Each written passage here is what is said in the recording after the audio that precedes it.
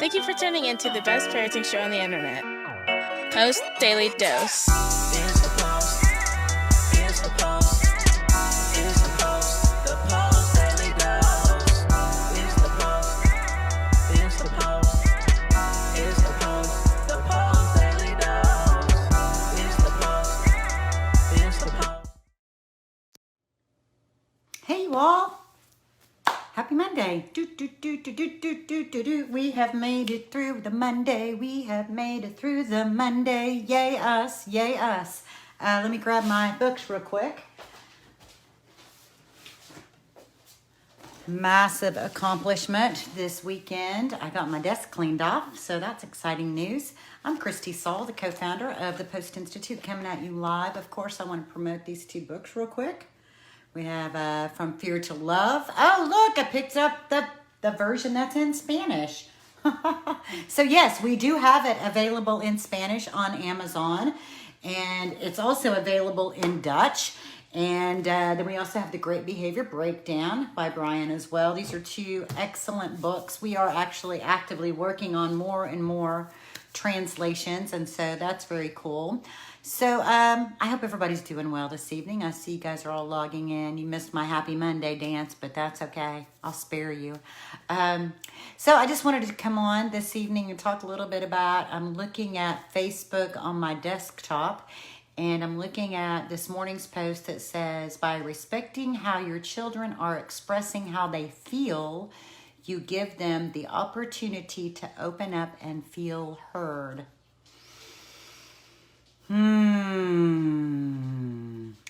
Andrea says the day with the dance was great. Well, thank you, dear. I hope you all are doing well in California. I hope your little family's doing well. We're going to talk a little bit about school, but I want to talk about this first. Hey, Colleen. Nice to have you aboard today. Good to see you. So by respecting how your children are expressing how they feel, you give them the opportunity to open up and feel heard. Boy, that is such a big deal. When you read it and you look at the picture, it just seems so simple, doesn't it? You see this sweet little guy, and it looks like he maybe has his head on his mama's lap, and she's comforting while the little boy's crying. And it is a very sweet picture, but the reality that sometimes that little boy is also inside a great big body. That's real too. That piece of when we stress, we regress. And it was great because some people commented, they said, yeah, that's all well and good. And then they get big. Yeah, that's why we really have to work at that brain level, right? Working to help create calm, understanding this paradigm, understanding what's going on at the brain level can be so helpful. So what I included in those comments was a link to video 1 of 3 that Brian put together years ago. He's so young when I look at it, it's hilarious. But I encourage you guys to click over and check those videos out. He titles it the 3 Pathways of Emotional Expression. But and thank you, Leslie, and I love seeing you. I hope you guys are doing well. Basically, I'm just gonna give you in a nutshell, because I clicked over on it and I forgot how fabulous it is. And I mean, nobody can do it like Brian does, so I'm not even really going to try. But one of the things he reminds us, he just takes us back to the beginning of why do we express emotion, and he explains that it is our ongoing attempt to have homeostasis. And so an outside stimulation comes and it hits our brain, and we perceive it in a particular kind of way. It could be something we feel is funny, or something we feel is scary, or something we feel is boring, or, it could be any number of emotions that get activated. It'd be something that makes us angry. Again, just more emotions.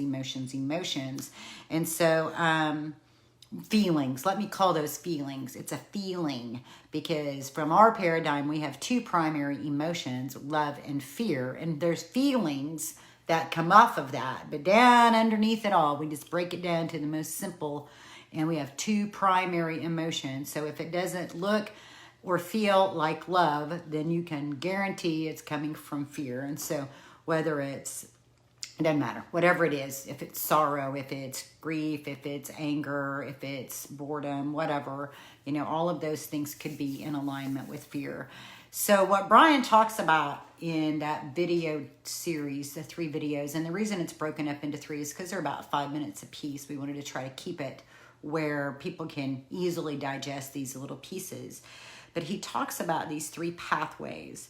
He says, emotions, what does he have? Behavior, attitude, and emotions. Behavior, emotions, attitude. Behavior, attitude.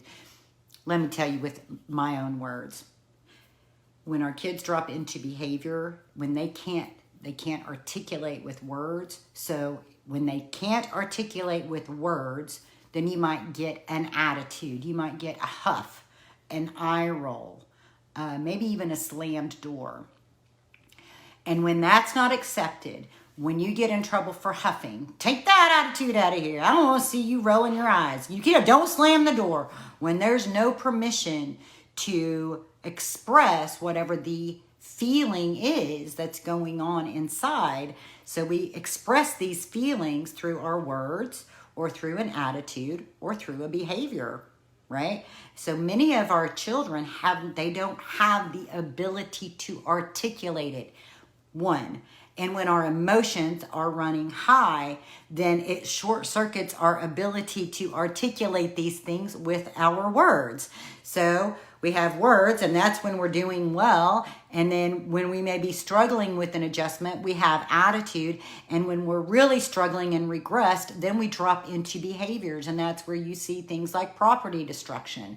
So when you can permit the words, even if they're really hard words to hear, and I'm not trying to say, oh, I'm all about getting cussed out, because I don't really like getting cussed out either, but I will take a cussing over my house being torn up any day of the week. So we have to understand that there are things that we may say, do, or ask of our children that they need to be able to have space to adjust to. And that adjustment and how it is perceived and what's going on in between their intake of the information and whatever their adjustment is could have everything to do with trauma, could have everything to do with feeling fearful, could have everything to do with, so this was one for a lot of kids that I know, that they have this highly defended nature. And right under the highly defended nature is a lot of insecurity. And a lot of people call these children unteachable and uncoachable because they know everything already. And they do. Oftentimes they're very smart. They're very, very smart children. They're very creative in how they learn. Oftentimes they have to learn through trial and error because it's very hard for them to hear verbal instruction. And oftentimes when we are trying to give them verbal instruction, what gets triggered for them is a feeling of disrespect, that they interpret your attempts to teach as if you're somehow saying that they're stupid, when that may not be the case at all. It may not be the case in any way, and yet that's the filter. That's the filter of their brain. That's the filter of the lens that they perceive the world through, oftentimes based on a traumatic experience in the past. So, if we're not able to use words, then the next thing that we go to is attitudes. And then the next thing we drop down into from attitudes is behavior. And a lot of our children, they are functioning already in that space where their adjustment flows through attitude, through behaviors, because it takes more emotional regulation and emotional maturity to be able to come up to a place where all you get's an eye roll and a huff and a few stomps and a slammed door. And then it takes even more emotional maturity and more emotional regulation to be able to articulate it into words. And to be honest with you, oftentimes we as adults don't do very well at that. Oftentimes we as adults, we're like asking our kids to, tell me how you feel and express yourself without having to tear things up. But we're barely past a huff and an eye roll. So it's a lot to take in, isn't it? It's a lot to give some consideration to. So that was this morning's graphic, and there's a link to that video series, to the video 1 of that video series. I really encourage you guys to take a look at it. And don't forget about some of those things that Brian's taught us about those internal triggers. Like how he says even digestion, especially if you come from a background of deprivation, digestion can be a trigger. Even having a need, simply having a need for some children is a trigger, because if you are punished for crying because you're hungry as an infant or a toddler, then you don't have permission to express your need. Fear gets built around even having a need. So simply having a need, it's like, we're like, sometimes we're looking around trying to figure out what it is that's created this upset. And it could be just an internal state of having a need and not feeling safe enough to express it. So that's why I really think it's so important for us to really focus on that bottom, I'll have to put a picture of it in the comments, but the bottom level, Maslow's hierarchy of needs, it may be a little outdated, but I still think there's a ton of value in it. And I remember somebody telling me that actually came from some sort of tribal wisdom that I had no idea about. So that's kind of a cool little tidbit. But at the bottom, we have our basic needs, food, clothing, and shelter. And then right above that is safety and security. Those are the 2 biggest pieces of our foundation. And so many of our children need a lot of attention related to that place of security and safety. Once those a lot of them have, I call it cracks. It's like they have a crack in that foundation. So when we really focus on that and we really allow it can take a lot of time to build that safety, security, and connection. And then from there becomes productivity. From there is relationship. From there is insight. But until we have that foundation, and we can slip back down into those crevices and those cracks sometimes, but until that foundation is relatively secure, there will be ongoing challenges with accomplishing just about any other thing.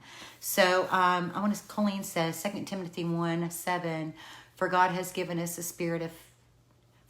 not given us a spirit of fear, but of power and love and self-control.